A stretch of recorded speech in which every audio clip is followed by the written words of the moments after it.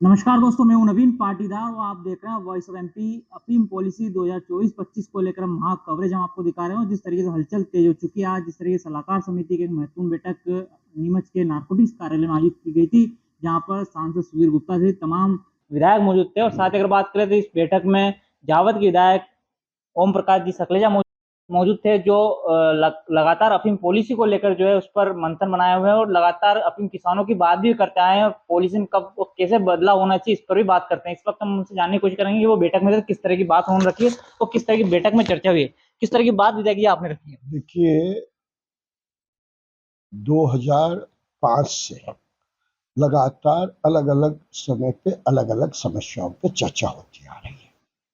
आज का जो चर्चा का मुख्य बिंदु था, पहली बात हमने उनको ये कही कि जब पिछले 4 सालों से जितने विषय उठाए थे, उनके एक एक का उत्तर आप दीजिए पहले, क्योंकि वो सिर्फ बैठक में कागज लिए दिल्ली भेज दिए तो पोस्ट ऑफिस जैसे काम करने के लिए हम आपके पास अपना समय बर्बाद करने नहीं आएंगे।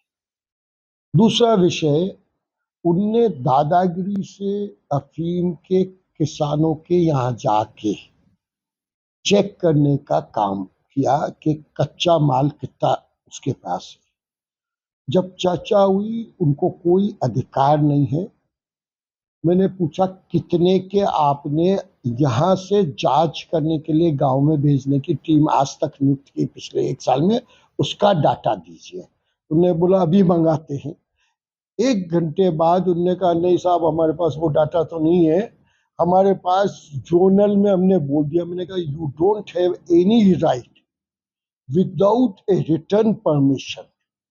जैसे सर्च वारंट होता है पुलिस का, ऐसे इनके पास भी बिना परमिशन के, हायर ऑफिसर के, ये किसी भी किसान के यहाँ जाके गांव के गांव में तो नहीं, ऐसा कहीं नहीं हुआ। तो फिर मैंने 2 गांव के नाम दिए, अन्या मामादेव सॉरी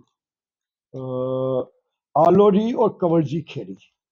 वो निरुत्तर हो गए। फिर उनने को कहना पड़ा कि भविष्य में ऐसी चूक नहीं होगी।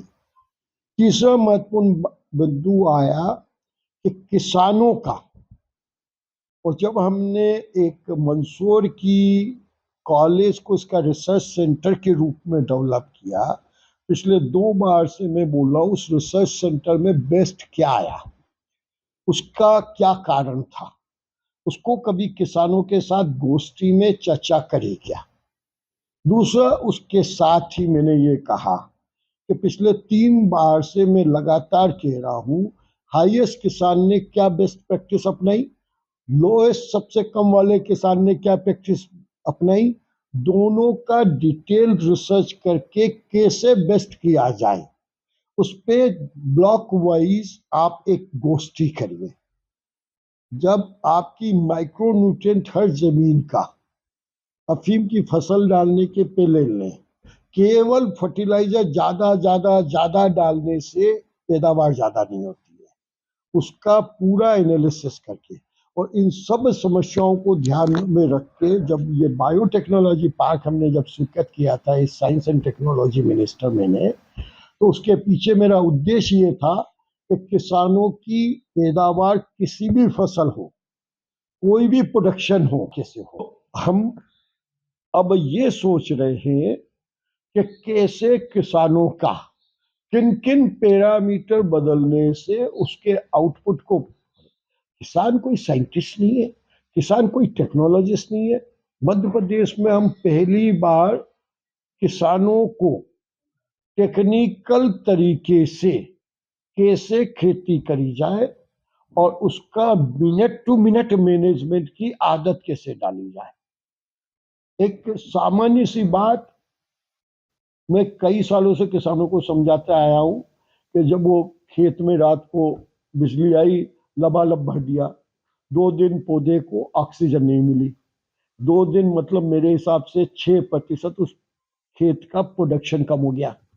मैं अगर कैलकुलेट करके बात करूं तो 15 से 20% से ज्यादा शुद्ध नफा नहीं है, बाकी लागत है। तो उसका नफा 6% खत्म हो गया, कम हो गया। इसका मतलब 1/3 उसकी आमदनी 2 दिन में खत्म हो गई।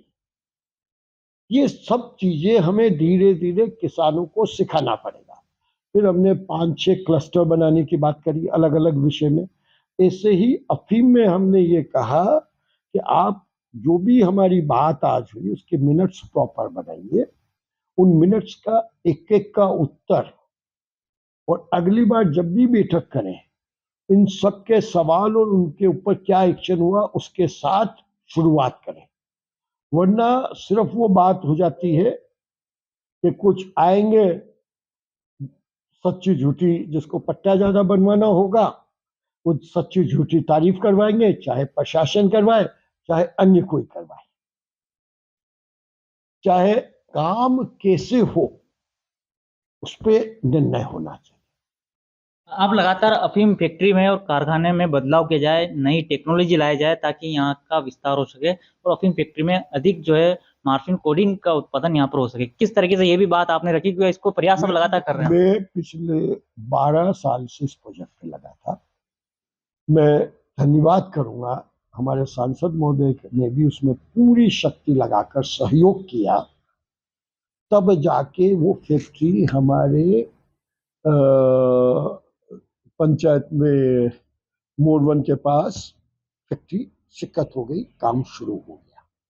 जमीन मैंने 1 माह में अलाट करके दी थी, जो पूरे मध्य प्रदेश के सब रिकॉर्ड तोड़ते हुए काम हुआ।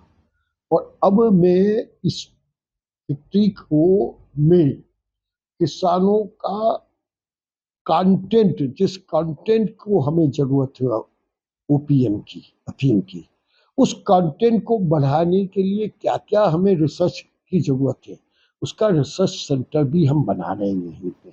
और उसके माध्यम से हम आउटपुट जब बढ़ जाएगी तो, और अभी तक हमारा रिफाइनमेंट करके फार्मास्यूटिकल कंपनियों के लिए जो स्पेसिफिक केमिकल्स चाहिए वो निकालने का यूनिट इंडिया में एक भी नहीं था।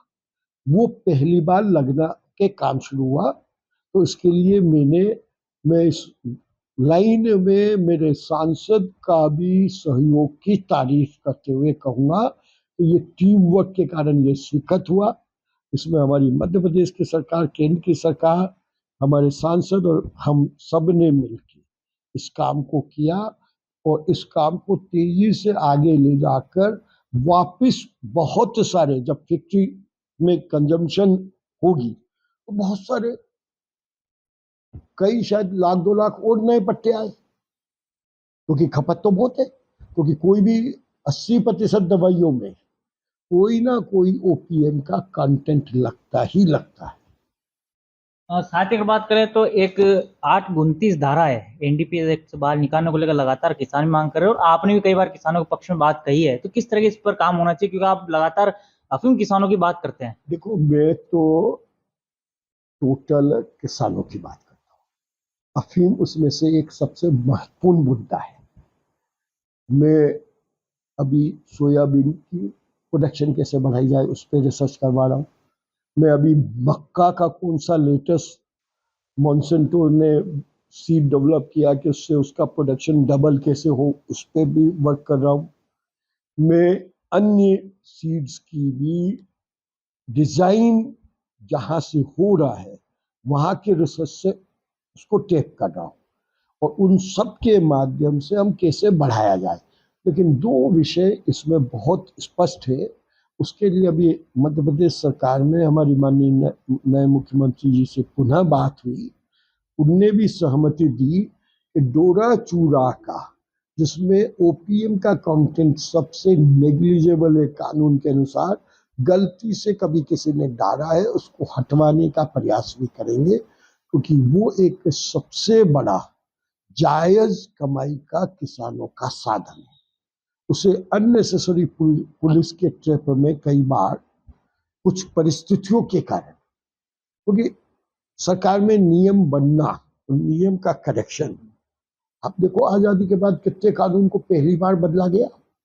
उसके लिए पूर्ण बहुमत की दोनों जगह पूरी सरकारों की जरूरत होती है। तो आज हम इस स्थिति में है कि आज हमारी बात उस स्टेज तक पहुंच गई कि हम बहुत जल्दी डोरा चूरा को अफीम के इसमें से निकालने का प्रयास कर रहे हैं।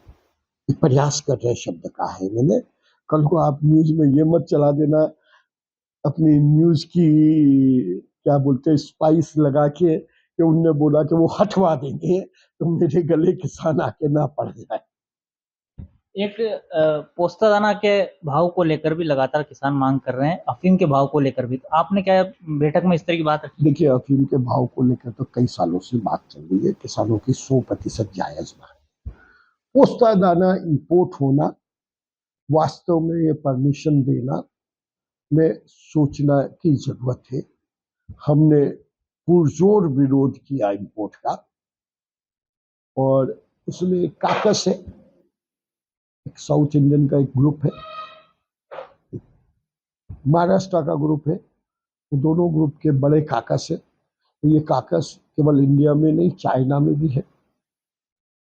अब ये जो डे टू डे का काम है, इस काम में हम उतना समय, चूंकि ये सब केंद्र की पॉलिसीज के काम हम ध्यान में डाल सकते हैं, लेकिन रोज का फॉलोअप हमारे सांसद महोदय इस पर काफी एफर्ट कर रहे हैं। आज भी हमारी चर्चा हुई, पहले भी हमारी चर्चा हुई, उस पर प्रयास जारी। सीपीएस पद्धति को किस तरह सोचते हैं आप? क्या किसानों के पक्ष में इस पद्धति को माना जाए या फिर किसानों के विरोध में?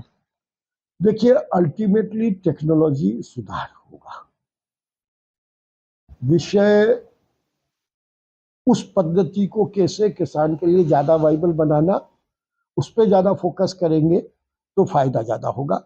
हम बिना बात के सेंसेशन, उन्माद क्रिएट करें कि ये या ये, उससे फायदा नहीं। उन्माद ही ना सेंसिटिव का हिंदी वर्जन हो, वो अगर गलत में शब्द यूज कर रहा हूँ तो करेक्शन कर लेना, मैं लाइव में कह रहा हूँ, वो हमारा उद्देश्य नहीं होना चाहिए। ये बात अलग है कि इसको भी कैसे उतना वाइबल और कितना प्रॉफिटेबल किसान के लिए बनाया जाए, उस पर भी उतनी तेजी से हमें रिसर्च करना पड़ेगा। आप मानते हैं कि सरकार ने जो अभी माना है कि जो जिनके पट्टे लूनी चीनी में कटे हैं उनको सीपीएस में डाला जाए, तो जो सीपीएस में अच्छा रिजल्ट दे रहा है तो उसको वापस लूनी चीनी में डाला जाए, इस तरह के आप मानते हैं किसानों को ताकि राहत मिले? देखो यार, टेक्नोलॉजी अपग्रेड होने के बाद वापस पुरानी चीज पे जाना कितना पॉसिबल होगा, और कितना नई टेक्नोलॉजी को किसान अडॉप्ट करके वो भी अपनी सुविधा कितनी देखेगा, वो समझना पड़ेगा। मुझे याद है 2014 में जब मैं पहली बार बैठा था उस बैठक में, तो मुझे दिल्ली भी विशेष रूप से बुलाया था। तब उसके पहले कांग्रेस ने डिक्लेयर कर दिया था, और जेटली जी भी चुनाव में उनका सबसे बड़ा चैलेंज एक ही बात का था कि पंजाब में नशे के कारण, और वो अपरेंटली दोषी इन दो जिलों को मानते थे, दो संसदीय क्षेत्र को, नीमच मंदसौर और चित्तौड़।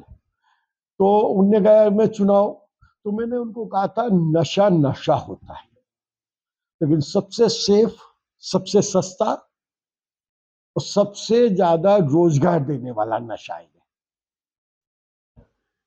अगर आप ऑर्गेनाइज जो इसमें पायरेटेड नशा बन रहा है उस पर कितना कंट्रोल आपका हुआ, उसके कारण कितने लोग उस पायरेसी में घटिया शराब के कारण मरते हैं, क्या हमारा फोकस पहले उस पर कंट्रोल, तो उनके बात समझ में आई और इसीलिए पॉलिसी में परिवर्तन हुआ।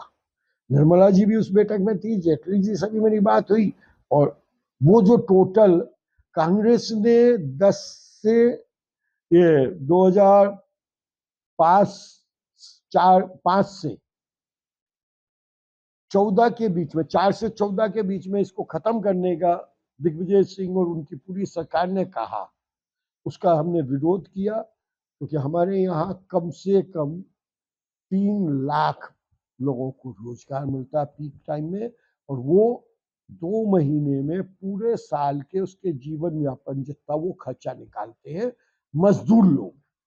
किसान पैदावार तो अलग बात है, जो मजदूर चीरा लगाने और उसकी कलेक्शन में लगता है, उन परिवारों की बात कर रहा हूँ, इतने परिवारों का सीधा रोजगार जुड़ा हुआ है, इसलिए हमने वो बात। आखिरी सवाल, आप नई तकनीक की बात करते हैं, किसानों को नई तकनीक से खेती करनी चाहिए, नए इक्विपमेंट लगने चाहिए, तो क्या मानते हैं अफीम पॉलिसी में किस तरीके से डिजिटल रूप लाया जाए ताकि जो पारदर्शिता बनी रहे, जिस तरीके से कहा जाता है किसानों से जब पट्टे वितरण होते हैं तो नामांतरण के नाम पर इसके नाम पर उगाही की जाती है, तो किस तरीके से पारदर्शिता लाए, किस तरह सोचते हैं आप? देखिए, इसमें भी 3 नीतिगत बातों पे हमने निर्णय ले लिया। नाम में सुधार, एक बार समय देके 15 दिन किसी का भी आवेदन आए उसका सुधार पट्टे के पहले ही कर। दूसरा, मैंने बहुत सख्त लहजे में कहा कि नकदी बाद में और पहले, और उसके माध्यम से किसानों को जो परेशान होता है, आज का जमाना है, ड्रोन से 2 मिनट में हर किसान अपनी पिक्चर दे दे, एग्जैक्ट नकदी आई, डिजिटल पिक्चर अवेलेबल है, सैटेलाइट पिक्चर अवेलेबल है। Why are you doing all this? Human touch. जैसे माननीय प्रधानमंत्री मोदी जी ने जीरो बैलेंस अकाउंट जब खुलवाने की बात करी थी तो लोग हंसते थे, और अब जब डीबीटी हो रहा है तो करोड़ों लोगों को के जीवन का एक सबसे बड़ा आनंद मिला। ऐसे ही ये नकदी, फसल का आकलन, बीमे का आकलन, ये सब अब टेक्नोलॉजी से होगा। और मैं इस बात पे आपका वापस एक बात पे कहूंगा, हमारा बायोटेक्नोलॉजी पार्क, अभी इस बजट में हमें पैसा मिल गया, दिल्ली से भी बहुत जल्दी पैसा आ रहा है। हमारा जो सरवानिया महाराज के पास जो हम काम शुरू कर रहे हैं, वो किसानों का टेक्नोलॉजी सुधार के ही बेस पे और प्रोसेसिंग के बेस का ही पूरा ये पार्क बन रहा है। पूरे भारत का ये 6ठा पार्क है भारत में। इसके पहले केवल बहुत बड़े बड़े मेट्रो सिटीज में ही लगते थे। ये पहली बार इस जिद में कि नहीं, ये ग्रामीण में, क्योंकि इसमें केवल किसानों का डायरेक्ट इंटरेक्शन है, उनके सामने लगना चाहिए, उनके हित के लिए लगना चाहिए, ना कि केवल साइंटिस्टों की सुविधा और उनके बच्चों की सुविधा के लिए केवल मेट्रो शहर में लगना चाहिए। मैं वास्तव में धन्यवाद करूंगा पुराने हमारे माननीय शिवराज जी का यहाँ पे, और मोहन जी का भी इस बात के लिए धन्यवाद करूंगा कि सेंशन में उनने मदद करी, और अभी बजट में फंड अलॉटमेंट में नए मुख्यमंत्री जी ने भी, माननीय सम्मानीय मोहन जी ने तुरंत बजट में पैसा दिया, और हम अगले 1 माह में वहां फिजिकल काम शुरू करने वाले। धन्यवाद। तो ये थे विधायक जी जिनसे हमने बात की, किस तरीके से आज ये महत्वपूर्ण बैठक आयोजित की गई थी और किस तरीके से उन्होंने अधिकारियों से रिपोर्ट मांगी। साथ ही हम लगातार अपडेट हम आपको दिखाते आ रहे हैं किस तरीके से अफीम पॉलिसी को लेकर अब जो है माहौल बनता हुआ दिख रहा है, क्योंकि 2024 और 25 की पॉलिसी कभी भी जारी हो सकती है।